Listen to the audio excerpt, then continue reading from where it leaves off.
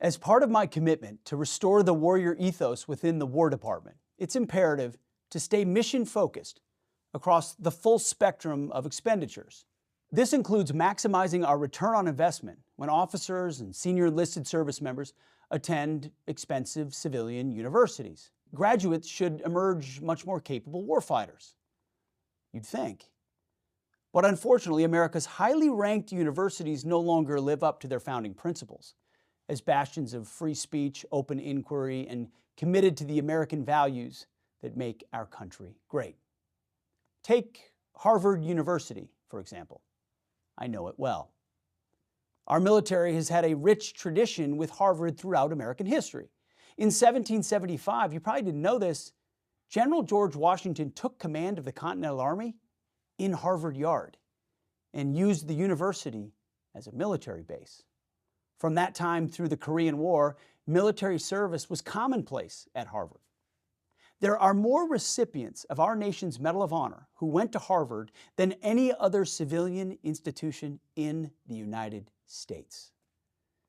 But today, this university with such a unique history, which receives billions of our federal tax dollars, is one of the red-hot centers of hate America activism.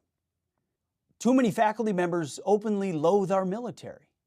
They cast our armed forces in a negative light and squelch anyone who challenges their leftist political leanings, all while charging enormous tuition. It's not worth it. They've replaced open inquiry and honest debate with rigid orthodoxy. In our line of work, ideological automatons are useless. We need leaders who can wrestle with multiple viewpoints, professionals who can think critically and independently to solve important questions.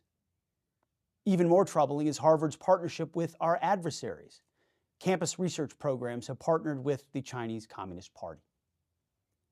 University leadership encouraged a campus environment that celebrated Hamas, allowed attacks on Jews, and still promotes discrimination based on race in violation of Supreme Court decisions. DEI was literally founded at Harvard. Thankfully, President Trump understands this and has moved to end these abuses. He called out Harvard for being a factory of woke ideology and a breeding ground for anti-American radicals. His administration reminded Harvard leadership that it's the responsibility of the federal government to ensure that all recipients are responsible stewards of taxpayer funds. Last year, the Trump administration put Harvard on notice. Quote, Harvard has fundamentally failed to protect American students and faculty from anti-Semitic violence and harassment in addition to other alleged violations of the Civil Rights Act of 1964, end quote. Why should the War Department support an environment that's destructive to our nation and the principles that the vast majority of Americans hold dear? The answer to that question is that we should not. And we will not.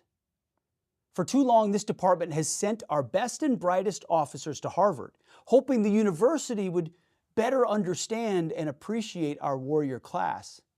Instead, too many of our officers came back looking too much like Harvard, heads full of globalist and radical ideologies that do not improve our fighting ranks.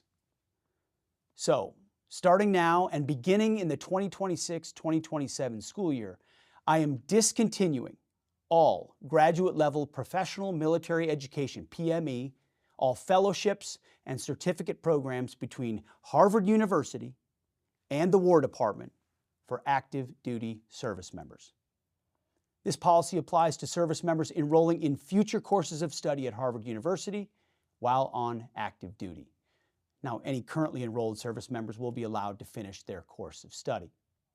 With some exceptions, the Ivy League as a whole has pervasive institutional bias and a lack of viewpoint diversity, including the coddling of toxic ideologies that undercuts our mission right here in this building. That is why in 2 weeks' time, components of all of our departments, Army, Navy, and Air Force, will evaluate all existing graduate programs for active duty service members at all Ivy League universities and other civilian universities. The goal is to determine whether or not they actually deliver cost-effective strategic education for future senior leaders when compared to, say, public universities and our military graduate programs. At the War Department, we will strive to maximize taxpayer value in building lethality to establish deterrence. It's that simple. That no longer includes spending millions of dollars on expensive universities that actively undercut our mission and undercut our country. We train warriors, not wokesters. Harvard, good riddance.